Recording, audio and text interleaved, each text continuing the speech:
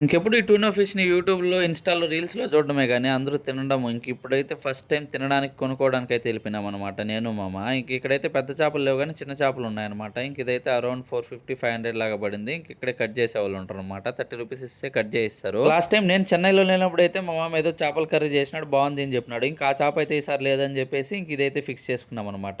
మా మామ అయితే పులుసులు కావాల్సిన మసాలాలన్నీ రెడీ చేసుకుంటారు. అంతలోనే మత్స్యగాడు గాని నిద్ర లేసేసినాడనమాట. ఈవినింగే ఎళ్ళినామనమాట ఫిష్ తేవడానికి 5:00కి. ఇప్పుడు చేసి పెట్టేస్తే నైట్ అంతా ఉంటది. మార్నింగ్ తింటే బావుంటదని చెప్పేసి. మనమైతే ఏం పని చేయలేదనుకో టీవీ చూసుకుంటా ఉన్నాము. మొత్తం మామే చేసినాడనమాట. మసాలా గాని ఓన్‌గా ప్రిపేర్ చేసుకున్నాడు. అందుకేనేమో టేస్ట్ అంత బాగా వచ్చింది ఫైనల్‌గా అయితే.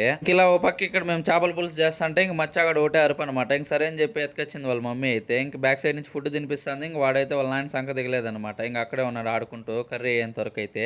అలా ఫైనల్‌గా మసాలా మొత్తం అయితే ఉడికిపోయిందనమాట. పీసులు అయితే ఏసేయాలనమాట. ఇవి వేసిన తర్వాత అయితే మనం గరిటెతో కలబెట్టకూడదు. ఎందుకంటే ఆ పీసులంతా చెడిపోతదని చెప్పేసి. అలా ఏసేసి కొద్దిసేపు అయితే కుకింగ్ పెట్టేసినాడు మా మామ. అంతలోనే పప్పు, వైట్ రైస్ గాని అయిపోయింది. తింటా మ్యాచ్ అయితే చూసినాము. మ్యాచ్ అయితే జస్ట్ మిస్ అనమాట. సూర్యకుమార్ యాదవ్ కాపాడేసినాడు. మచ్చగాడు అయితే ఒక పక్క ఆడుకుంటా ఉన్నాడనమాట.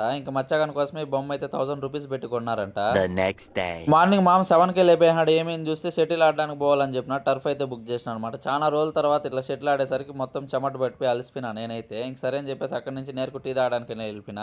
మామూలు ఎవరు టీ తాగలేదనుకో మామూలుతో పాటు వాళ్ళ ఫ్రెండ్స్ గానీ వచ్చిన వాళ్ళ టీం వాళ్ళు కొలీగ్స్ అంట వాళ్ళ ఆఫీస్‌లో. సరే అని చెప్పేసి అక్కడి నుంచి నేరుకు రూమ్‌కి వచ్చేసి ఫ్రెష్ అప్ అయిపోయేసి చేపలు అయితే వేసుకున్నాం తినడానికైతే. ఇలా మొత్తం అయితే బానే ఉంది కానీ పైన లేయర్ స్కిన్ అయితే తీసేయాలనుకుంటా. మాకైతే తెలియదు. కట్ చేయించాను కానీ అలా ఇచ్చేసినాడు. అది కొద్దిగా చేదులాగా అనిపించింది. మిగతా అయితే మొత్తం పర్లేదు. సరే అని చెప్పేసి అక్కడి నుంచి స్టార్ట్ అయిపోయినా అనమాట రూమ్‌కి రావడానికైతే.